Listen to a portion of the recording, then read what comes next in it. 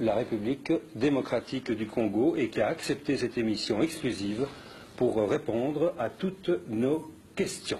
Alors, pour l'interroger ce midi, il y a aussi à mes côtés Colette Brackman, qui est journaliste au journal Le Soir. Il y a aussi Philippe Lamère, qui est lui journaliste au journal télévisé de la RTBF. Et il y a enfin Marie-France Cros, qui est journaliste à la Libre Belgique. Monsieur le Président, bonjour.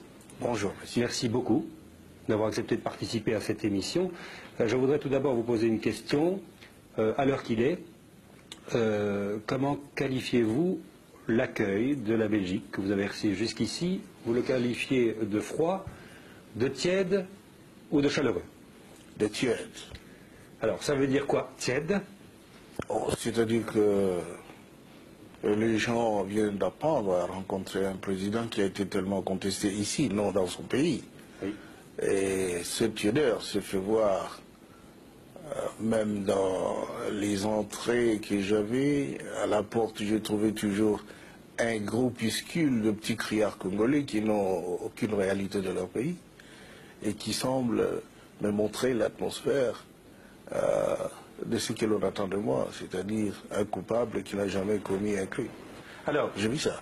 Vous vivez ça. Nous allons tout de suite parler de deux faits, si vous le voulez bien, pour lesquels vous avez été fort contesté. C'est l'occasion d'en parler, de donner votre version des choses aussi. Nous parlerons après, bien sûr, de votre mode de gestion, de ce que vous voyez comme avenir pour le pays. Tout d'abord, deux faits pour lesquels, effectivement, on vous a fait des reproches. Premièrement, lors du démantèlement des camps Hutus il y a 2 ans, et lors de votre progression avec les soldats rwandais pour conquérir le pays, il y a, on peut discuter sur les chiffres, mais enfin il y a 180 000 à 200 000 personnes qui ont disparu. Alors, vous commandiez l'Alliance à ce moment-là, et vous avez déclaré cette semaine, je ne suis pas responsable, ce sont les soldats rwandais qui sont responsables de ces disparitions. Est-ce que ce n'est pas une explication un peu facile alors que vous étiez à la tête de l'Alliance? C'est pas du tout facile parce que d'abord, qui comptait les disparus? Ces camps étaient des camps qu'on appelle les forteresses, des camps de réarmement, des camps d'entraînement. Il y avait des armes dans ces camps. Et pendant toute cette période-là, les ONG qui travaillaient là-bas étaient impliqués dans le trafic des armes. Alors vous n'allez pas me dire, ce sont des Hutus réfugiés qui étaient dans ces camps-là. C'était des miliciens. Bon, ces miliciens se battaient et ils utilisaient ces armes pour faire quoi? D'abord les incursions dans leur pays. Et lorsque nous avons commencé la bataille pour la libération, ces armes étaient utilisées contre nous. Donc les camps, les soi-disant camps de réfugiés, n'étaient pas autre chose que des forteresses militaires. Alors, qui veut poser une question sur ce point? Oui, Monsieur le Président, les Nations Unies ont désigné une commission d'enquête. Cette commission d'enquête a eu certaines difficultés pour travailler dans votre pays. C'est sans doute de là que découle un des aspects où certains mécontentements de la communauté internationale ou certaines brouilles entre la communauté internationale et surtout certains pays occidentaux et votre régime. Alors, qui est-ce qui a mis des bâtons dans les roues de cette commission d'enquête? Est-ce certains membres de votre gouvernement? M. Mbaya était en charge du dossier à l'époque. Ou bien est-ce que c'est à la demande de vos anciens alliés, les Rwandais? Eh bien, messieurs, je vais tout simplement dire d'abord que c'est nous qui avions invité la commission d'enquête. Là, c'est une précision. On ne pouvait donc pas mettre de bâton dans les roues à nos invités. Et cette commission d'enquête, avant qu'elle vienne, il faut voir un peu la genèse. Pourquoi est-elle venue? C'est après des accusations non fondées des massacres commis par nos troupes à nous. Mais ces massacres n'avaient pas encore eu lieu pendant ce temps-là. Parce que tout simplement, dans cette région là-bas, les massacres avaient commencé en 1993, loin de notre avènement au pouvoir, loin même de l'action libératrice de l'AFDEL. Et puis, il y a eu des morts de choléra dans ce coin-là. 45 000 hommes, femmes, enfants, sont morts de choléra. Et tout cela, on les a vus déterrés pour nous présenter comme des criminels, des gens qui ont massacré tout ce monde-là. Alors nous n'avions même pas besoin de mettre des bâtons dans les roues de la commission parce que nous n'étions responsables de rien. Nous voulions éclaircir. La commission est venue, disant que les massacres ont eu lieu à l'Est. Et nous avons dit, nous avons tout préparé pour que vous alliez à l'Est. La commission a refusé d'aller à l'Est et a demandé d'aller à l'Ouest. Et nous étions étonnés. Tout le monde claironnait que les massacres ont eu lieu à l'Est du pays. Alors, à notre grande surprise, et j'espère à la surprise générale des médias, la commission avait refusé d'aller à l'Est, exigé d'aller à l'Ouest. C'est ce que nous avons accepté par après. Oui, Marie-Franco. Monsieur le Président, les massacres qui avaient eu lieu à Mbandaka étaient plus récents. C'est les raisons pour lesquelles la commission d'enquête voulait se rendre dans cette région-là. Par ailleurs, le front nord de l'armée de libération que vous aviez dirigé était très précisément dirigé à l'époque des massacres par votre fils. Est-ce que ça a joué un rôle dans le fait que vous ayez refusé ou que votre gouvernement a refusé l'enquête? Mon fils a dirigé les fronts nord pour la libération de la ville de Kisangani. Et c'est ça, vous l'avez vu passer à la télévision, etc. Mais ce n'était pas pour aller massacrer. Il n'y avait pas de Hutus dans la ville de Kisangani. On a venu massacrer. Les gens qui étaient là pour nourrir les réfugiés qui arrivaient de l'Est disent qu'il y a eu des massacres, qu'on a attaqué les camps de réfugiés. Par qui? Pas par nos troupes, par les troupes congolaises. Et encore ce temps-là, il n'était pas même évident que les forces rwandaises avaient assassiné. Ce n'est que par après, lorsque les réfugiés s'étaient dispersés dans des brousses et sont allés dans le secteur dirigé alors par les forces armées rwandaises, que les massacres ont commencé. À l'ombre de toute attention des forces congolaises. Et quand l'avez-vous appris? Quand sont venus des chefs coutumiers de la région de l'Équateur, plusieurs mois après, pour me révéler qu'il y avait justement des massacres là-bas et que moi je disais des choses que je ne connaissais pas. Pourquoi alors, au moment où la commission d'enquête était là, les chefs coutumiers ont dit qu'ils se sont révoltés contre la présence de la commission d'enquête sur place? Alors là, justement, la commission d'enquête n'est pas allée voir les fosses communes. À Mbandaka? À Mbandaka, la commission s'est rendue dans un cimetière des coutumiers et puis a déterré des chefs coutumiers et puis ça a été un peu un mécontentement général. Mais qui a intimidé les témoins? Parce que les témoins n'osaient pas parler à Mbandaka. Il y a des témoignages qui font que ils disent que les gens n'osaient pas parler, ils avaient peur. Qui les a effrayés? Moi je pense qu'on n'a intimidé personne. Parce que par après ils sont venus me voir pour me parler. S'ils étaient intimidés, ils ne seraient pas venus jusqu'à mon bureau à Kinshasa. Le chef coutumier, donc les traditionnels, et le témoin qui était forcé par les troupes rwandaises de mettre dans des sacs de corps des Hutus tués, fils, filles, jeunes hommes, etc. Est-ce que vous seriez prêt à faire revenir maintenant la commission d'enquête pour qu'elle nous l'avons refasse... toujours demandé, ils ne sont jamais revenus. Donc vous le demandez aujourd'hui encore? Mais nous nous sommes disposés, s'ils veulent venir, ils viennent. Alors, deuxième question, deuxième reproche qu'on vous fait, Monsieur le Président.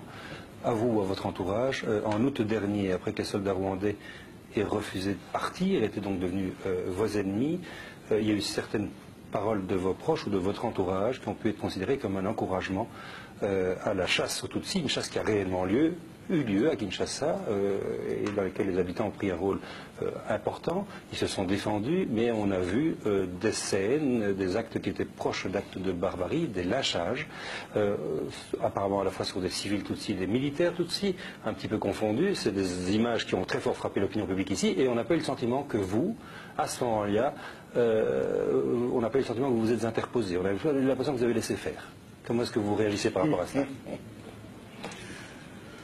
Écoutez, nous sommes habitués au montage, à la calomnie, au mensonge contre la République depuis que nous avons pris le pouvoir. Nous sommes très habitués à cela.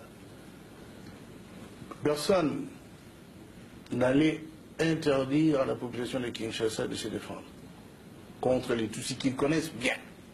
Ils les ont vus à l'heure, tuant pour arracher des voitures, tuant pour occuper des villas, tuant pour violer les femmes et arracher les filles, tuant pour piller les banques. Il pourrait faire le tri entre les civils et les militaires? Mais lorsque les civils Tutsis, certains de ces civils Tutsis, avaient pris des armes données par leurs frères militaires et tiré sur leurs voisins.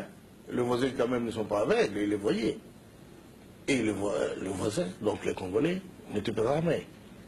Qu'est-ce qu'ils devaient faire? Il fallait qu'ils se défendent avec le moyen de bord. Ils l'ont fait. C'est leur droit.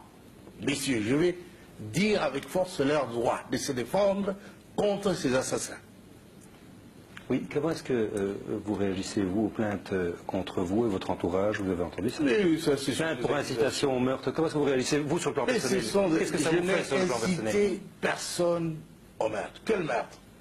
Vous venez dans un pays d'autrui, tuer les citoyens de ce pays, et vous dites, quand ils se défendent, ils commettent un meurtre. C'est un meurtre, ça. Pourquoi, lorsque l'armée rwandaise était présente à Kinshasa avec votre accord, puisque vous étiez alliés, Si. vous n'avez pas dénoncé les pillages, les meurtres que vous dites, dont vous venez de parler à l'instant? Et pourquoi sont-ils partis, si je ne l'avais pas fait? Mais ça a duré un an. Et ça durait un an, nous étions des alliés. Et quand il y a des contradictions, on les traite entre alliés. On ne les traite pas devant les places publiques. Vous les avez fait partir parce qu'ils se comportaient mal, à votre avis? Parce que d'abord, ils ont massacré des gens sans que le gouvernement congolais sache à Bandaka et à partir de Kisangani. Deuxièmement, parce qu'ils se conduisaient en pays conquis, tuant, pillant, je viens de le dire. Et puis, ils se sont même immiscés dans la politique intérieure de notre pays. Est-ce que ça n'est pas, excusez-moi, est-ce que ça n'est pas relativement normal dans la mesure où vous avez fait appel à eux pour arriver au pouvoir? Ils ont demandé quelque chose en échange. Ou vous y attendiez? Enfin, Messieurs, notre alliance était une alliance d'intérêt. Comment allait-il durer au pouvoir si nous n'avions pas, nous, forces armées congolaises, maintenu les Hutus en état d'incapacité opérationnelle? Ils en avaient besoin. Et c'était de ça que nous avions parlé lorsqu'ils devaient nous laisser le temps de faire passer les armes pour entrer aux Zaïd alors. Nous n'avions qu'une mission, chasser la dictature chez nous et démocratiser la société. Les deux, nous sommes contents de ce qui s'était fait. Mais ils ont voulu maintenant plus. oui. Ils ont voulu être le maître de notre pays. Et ça, c'est impossible. C'est Avez-vous inconcevable. échappé à des tentatives d'attentat? Pardon? Avez-vous échappé à des tentatives d'attentat? On en parle, mais ils ont comploté. En fait, c'est vrai, ils ont comploté, ils ont monté un coup d'État le 2 août pour essayer de m'assassiner, prendre le coup à... vous savez la suite. Monsieur le Président, depuis ce lundi, il y a une plainte qui a été déposée contre vous, en Belgique, mais également en France, contre vous et contre certains membres de votre entourage, pour crimes contre l'humanité. Comment réagissez-vous et vous sentez-vous menacé? Écoutez, c'est de l'amusement. Hein. Crime contre l'humanité. Qui avions-nous tué? Et moi et mon entourage. Nous n'avons tué personne. Mais il faut le prouver. Mais le 25 août, par exemple, vous avez lancé un appel à la radio demandant à la population de prendre les flèches, les lances pour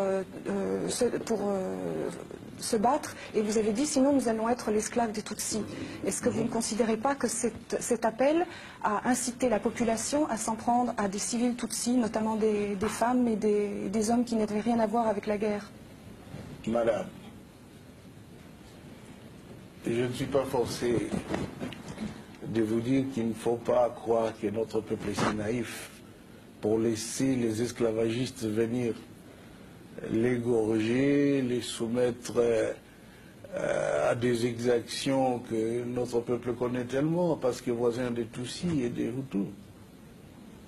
Et vous vouliez que le peuple congolais ne défende pas, par l'appel de son chef, son territoire, sa vie. Qu'est-ce que c'est pour un pays? Même chez vous ici en Europe, on a fait des appels pour vous défendre contre le nazisme. Et alors, vous voulez que les Congolais laissent venir d'autres nazistes, d'autres racistes, les occuper et qui ne se battent pas parce qu'ils n'ont pas d'armes? Ils doivent utiliser le flèche et tous les moyens qui se trouvent dans leurs mains. Et ils l'ont fait. Est-ce que ça veut dire que lorsque vous êtes alliés avec les Rwandais au début de la guerre de libération, vous avez fait preuve de naïveté si vous ne saviez pas qu'ils étaient comme ça, puisque maintenant vous dites qu'on sait bien qu'ils sont comme ça? La question, mais est-ce que vous avez mal choisi? Est-ce que vous avez mal choisi vos alliés? Nous n'avons pas mal choisi les alliés. Dans la politique, il y a la tactique. Et puis, c'est momentané, les alliances, parfois. Et alors, ça tourne mal. Chacun a son intérêt de son côté, parce qu'il sait pourquoi il a fait alliance. Je n'ai pas mal choisi mes alliés, parce que c'était un bon choix. Ce sont les alliés qui ont tourné Kazakh. Justement. Et non, non. Oui, Madame Raclin.